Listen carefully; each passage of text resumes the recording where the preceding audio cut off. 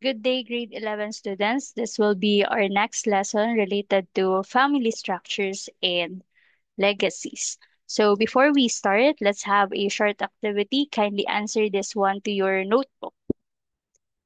So kindly just answer this activity wherein you need to recall some values that you know or have been practicing at your home or in the community where you belong. So kindly cite at least three values and give a brief explanation of it. So again, you can pause this video for you to answer this activity. So kindly just recall three values that you know or have been practicing at home or in the community where you belong. Okay? So I will check this one by Thursday. Okay? So maybe we can now proceed to our lesson, which is about our values. Okay? So when we say values, it guides us on how we should behave and on how we should interact with others. So for us, Filipinos, that will be our way for us to show respect to others and for us to maintain our harmony with our relationships. So for an example of it is our pagmamano. 'Di ba sa pagmamano, that is our way for us to show respect for elders by taking their hand, then placing it on our forehead. So it is our way for us to honor our older people. Okay? So that will be for values. So these are some known Filipino values that we have. So first one is sense of propriety. So when we say sense of propriety or hiya, that is knowing what should we do or what is right and acting properly in front of others because we are feeling shy o nahihiya nga tayo, we are embarrassed when we do a certain thing which is wrong.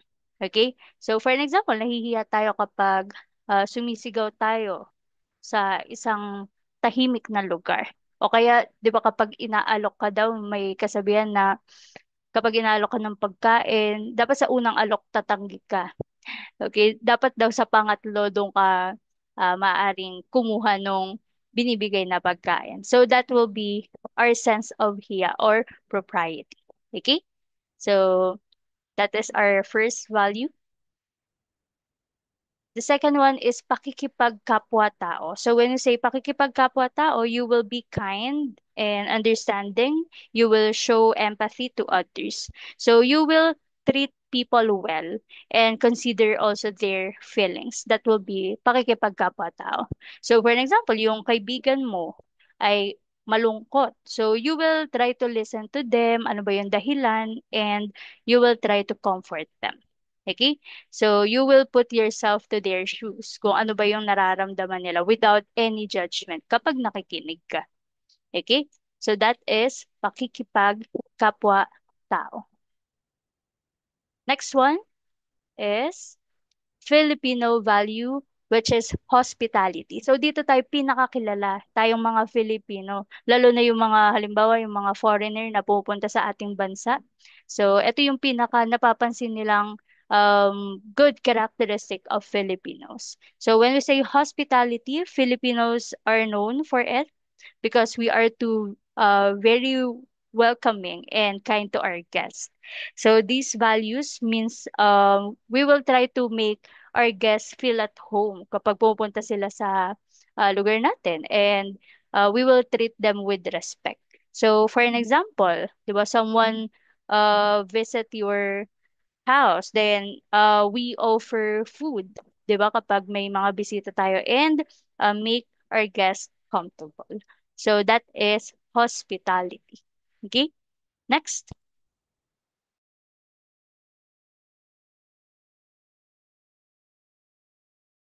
The next one is utang na loob. So when we say utang na loob, it is a sense of obligation para sa mga Filipinos wherein, 'di ba minsan we want to repay the people who help us and do the favor also in return na na-receive natin sa kanila dati. Okay? So, for an example, yung mga anak kapag nakatapos sila ng pag-aaral, 'di ba minsan ay nagbabalik sila ng utang na loob sa kanilang mga magulang. Tinutulungan din nila or parang nagbibigay sila ng something in return to repay the sacrifices o yung mga naibigay sa kanila. That is utang na loob. Okay? So next is bayanihan. So this is the last one. Bayanihan, it means that we will help one another and we will work together as a community. So for an example, meron, if you are familiar with a certain painting na ang name din nun ay related to bayanihan. So nagbubuhat sila na ng bahay na kung saan possible neighbor nila yon na lilipat sa ibang lugar. So kahit mabibigat yan, no, they are willing to contribute and work together para lang makalipat yung kanilang kapitbahay. So that is one example of bayanihan. Sa other provinces na ginagawa yan. Then the last one, pwede rin yung kapag tuwing bagyo, di ba meron tayong mga donations para dun sa mga nasalanta. So that will be one of our spirit of bayanihan also. Okay? So that's it for our Filipino values. So now, let's proceed to our next topic, which is about family structures and legacies. So, first one, when we say family, it comes from the Latin word familia, which means it is a group of people living in a house or in one roof. Okay, so family could be connected or related by blood, by birth, or by other relationship. Okay, so family also could be considered as one of our, or that will be our smallest group in the society. So it made up of people, again, living together in one home. So for an example, in a certain home, meron tayong nakatira doon na children and their parents, okay, living in one roof. So that will be an example of family. Siguro familiar naman tayo sa term na ito. So now, we have different family structures and we should not compare our family with others. So try to identify mamaya no, kung anong family structure kaya ang mayroon ka. Okay, so we have 13 family structures that we will discuss in this video. So first one is nuclear family. So this is the traditional one, which is it consists of mother, father, and their children living together in one house. Walang ibang tao na nakasama, any family member aside from mother, the father, and yung ating children. So, yun lang, kapag nuclear family, for example nga, yung one house, merong parents and their kids. So, that is an example of nuclear family. Yung hindi mo kasama yung other extended family natin. Okay? So, next one. So when we say extended family, not only your parents yung kasama mo sa bahay mo, nyo. Okay? Not only parents and children, but also grandparents, yung mga aunts natin, yung uncles natin, and also yung mga pinsan or cousins, uh, living together in one roof. So by that, di ba medyo marami na yun. So we should share household duties in that certain home. So, for example nga, kung ikaw ay nakatira kasama mo parents mo, kayo magkakapatid, o ikaw mismo at yung grandparent mo or mga grandparents mo in one room. So, probably you are considered as your family structure is extended family. Okay? So, next is single parent family.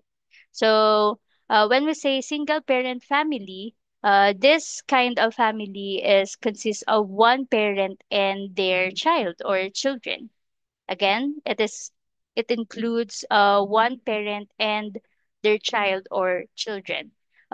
Maybe the reason why we have this kind of family, meron pwede it is because of divorce and loss of a parent. Pwede death or there is a certain another reason, no, for them to be not part of that family. So for an example of it, yung mga single mom and dad, like that, no, or a mother raising her children alone after a divorce. So that is an example of this kind of family. Next one is step family.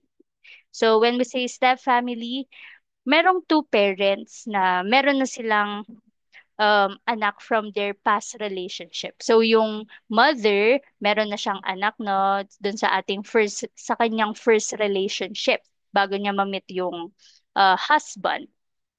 Tapos, yung husband naman, meron din siyang children na may anak na siya dun sa first relationship niya bago sila mag-meet nung mother.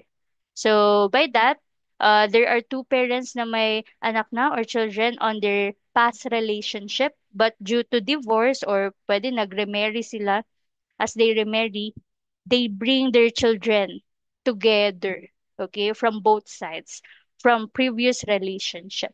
Okay, so for them to create a new family, which is called as step family. So again, for example of it, di ba yung mother, meron na siyang children sa first husband niya bago niya mamit yung kanyang second husband. Then ito namang si second husband, meron din siyang anak from his first relationship. And yung mga anak nila ng mother side and father side, pinagsama nila into a one family. So that will be called as step family. As you can see, it is called as also blended family. Okay? So that is step family. So maybe we can now proceed to the next one, which is called as foster family. So when we say foster family, there are parents take caring of a child who may or may not be biologically related to them, but that will be for temporary purposes or period only. So again, there will be parents take caring an individual or child who may or may not be biologically related to them. So for temporary reason or period. So for example, merong couple na meron silang pinag-alaga no na family na hindi naman nila kadugo, pwedeng hindi nila kadugo or pwede namang kadugo, but there will be a certain reason for that will be temporary period lang. Okay, so for an example, a couple takes their child from uh, a different family while they having a difficult time.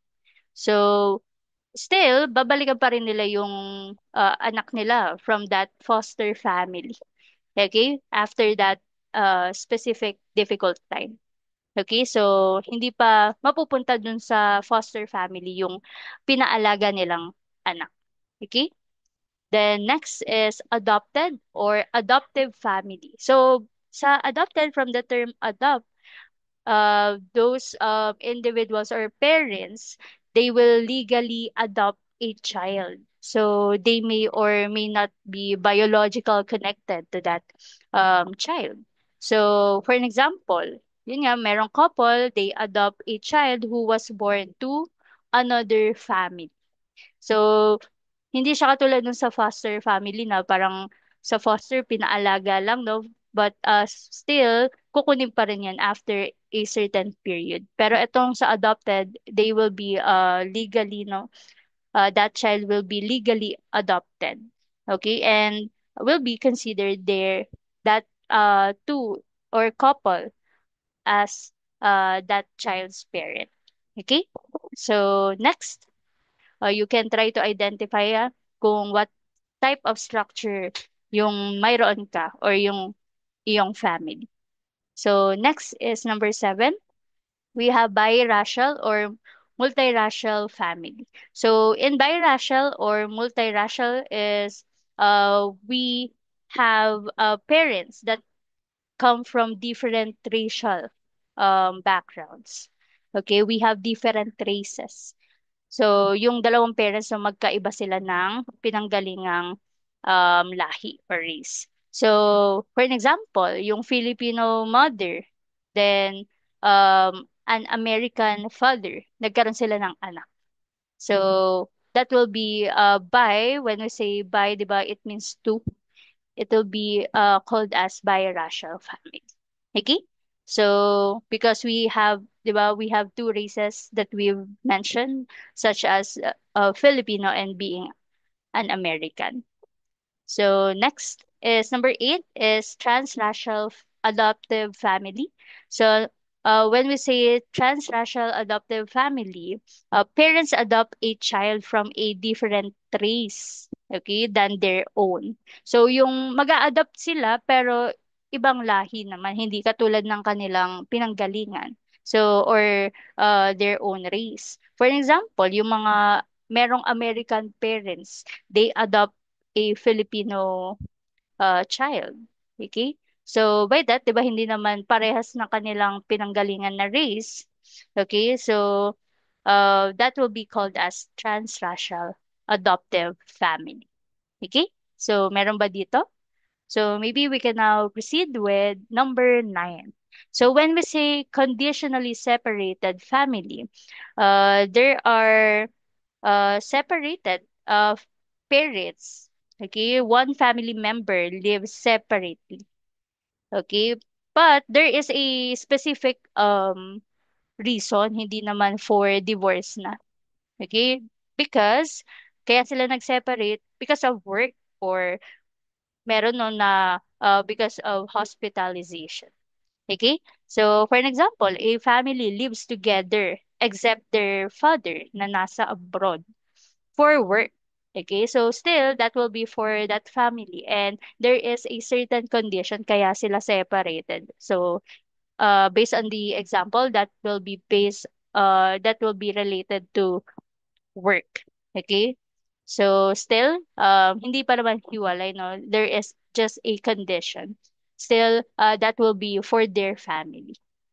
Okay? So next number 10 is childless family. So when we say childless family, there are parents who are married but they don't have a child. Okay? So for example, yung couple na happily married pero up until now ay wala pa rin silang anak. So literally naman no based on their on the name of this structure. So that will be childless family. Number 11 is gay or lesbian family. So, when we say gay or lesbian family, pwede isa or dalawa, silang dalawang parent ay part of LGBTQ community. Again, a family wherein there is, okay lang kung one or both parents are part of LGBTQ community. So, for example, lesbian yung mother and lives with her children and their father is gay. Okay? So, pwede yun, no? Parehas. May ganong story, di ba? Recently sa social media. So, lesbian yung mother, tapos gay naman yung father, but still, they made it to create a family. So, pwede, no? Kahit isa lang, isa sa parent, gay or lesbian family na agad yan. So, next is we have migrant family. So when we say migrant family, this family moves to a new place. Pero may reason ulit for work or circumstances. So buong pamilya na no ang lumipat. Di siya katulad nung sa conditionally na pwede isa lang yung na-separate. Pero dito sa migrant family, yung buong family moves to a new place for work or pwede for a certain circumstances. Okay? So, for an example, yung isang family, lumipat ng ibang bansa dahil, or pwede lumipat ng ibang lugar because their father is na malapit doon no, sa trabaho ng father, which is a military officer. Okay? So, buong pamilya yung lumilipat no, kapag dito sa ating migrant family. Okay? So next one, we have this is the last one, the immigrant family. So this includes one or both parent have immigrated from another country. Pwede, no? And their children may not have been born in that new country. So for example, yung Santos family, they moved to US. Okay?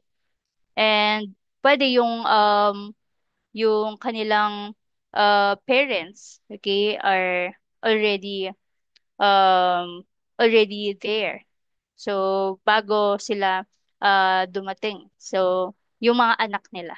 And their children pwede ay could be born in that country or pwede rin sa other country as long as mas nauna no yung both parents immigrated within that country. So it depends kung yung anak ay pinanganak pa rin dito sa Pilipinas or dun sa mismong US, pwede yon either of the two.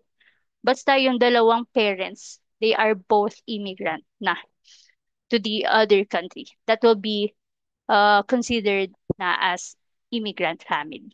Okay? So that's it for this um, 13 family structures. Again, later on, I will send our PowerPoint presentation to our group chat. The next one, maybe we can now proceed to other information about family. So again, family, for us, or halimbawa, katulad yung mga young, okay? The most important for you is, di ba, tama naman yung one of our most important in our family is our parents. Okay? Because from birth, di ba, nakaasa na tayo or we already depended on our guardians or mothers and fathers. So when we say guardian, pwede no, hindi mo sila parent, pero they take care of you. They take the parent roles para lang maalagaan at maproteksyonan ka. So, parents, yung mga parents natin, they are worried with, or they are full of, minsan, no, mga problems just to ensure yung ating physical, yung emotional, and social well-being. Naayos tayo, no? Ayos yung ating kapakanan. So, they want the best for us, yung mga parents natin. And they also want to just give us positive experiences. Okay? So, that will be for family. Then, so in each family, kung narinig nyo na yung term na legacy, no? So we pass it from generation to generation of our family. 'Di ba? For an example, meron kayong tradition or certain culture na lagi nyong simula na namana nyo pa sa lolo ninyo o yung sa mga nauna pa sa inyo, no? That will be called as legacy. So it could be either pwede good or bad yun, no? Yung heritage or yung legacy na yun na pinapasa natin. Meron kasing ganun, no? Minsan may mga bad ways or culture or tradition na napapasa sa family. Pero minsan, pwede naman natin i-cut din yon. Okay? So, as the new part of generation. So, for an example, meron family na they are from um, a type of poor family. Ganun, no? Merong lagi may financial problem like that. So, pwede mo i-cut yon, yung legacy na yon or heritage na yon. And you will start a new generation with positive experiences. But still, we need to exert an effort for that. So these are the legacies na pwedeng maipasa nyo, no, from generation to generation within your family. It could be socially, emotionally, or spiritually. Okay? So first one, try to reflect ano-ano ba yung mga legacy na ipapasa sa inyo within your family. Okay?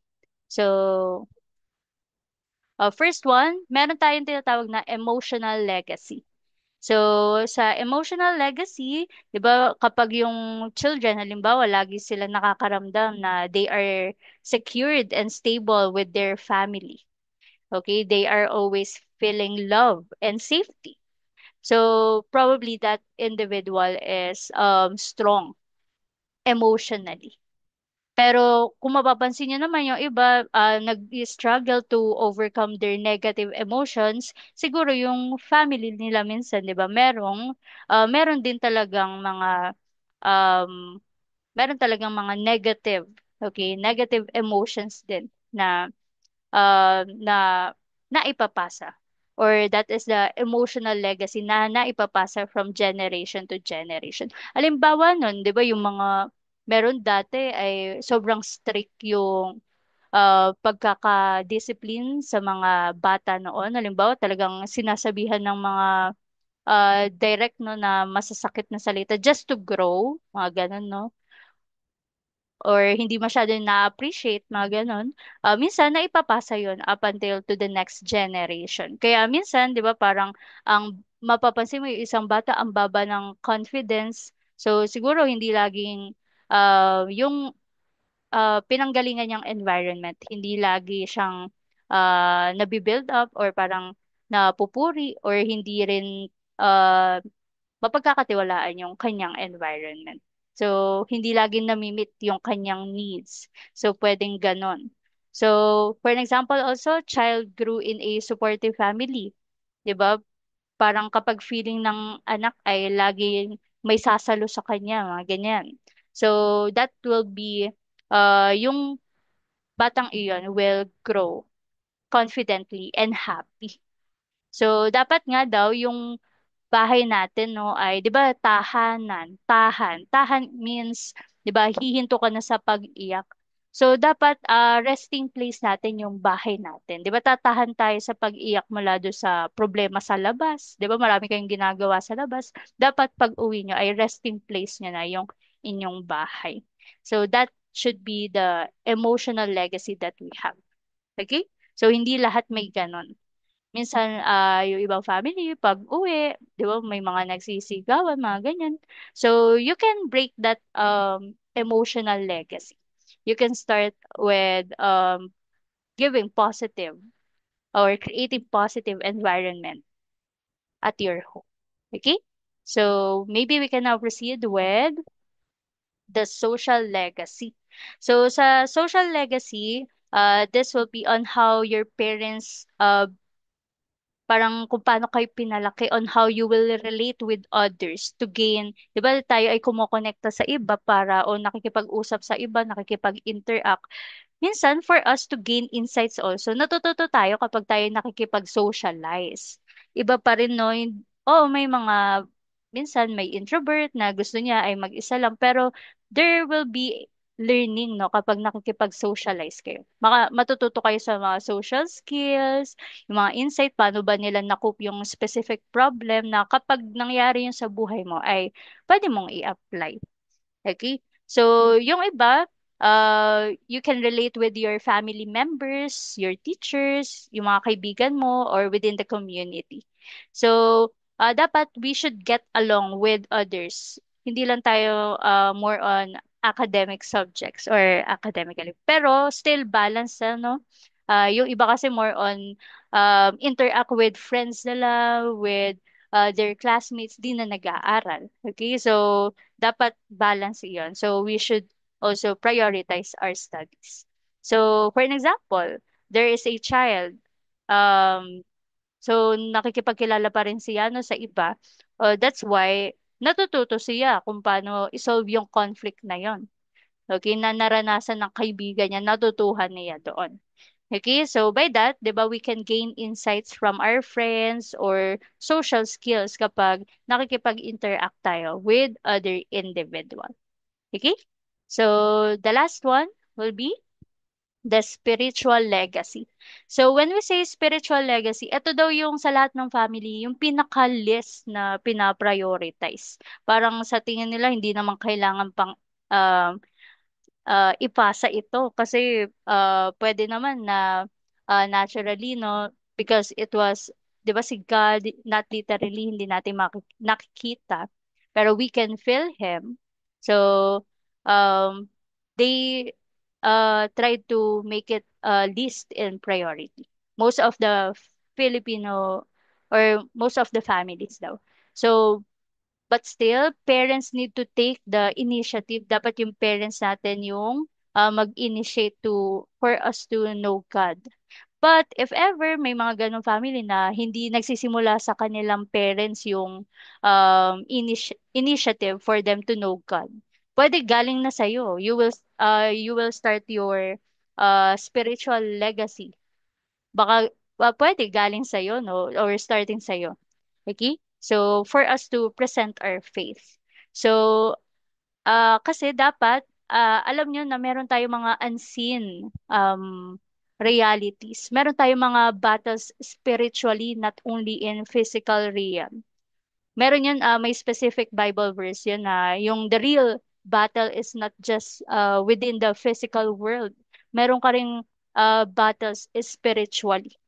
Okay, so you can learn it if you will try to grow with your faith, with your church. Okay, so or you can marami na tayong mapapanood sa social media, or you can read Bible like that.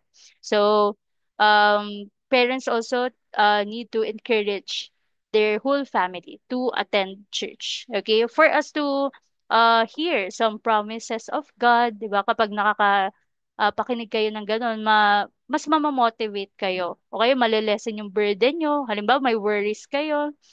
Okay, so for an example, may worry ka na there is a certain need na meron ka, no, financially, like that.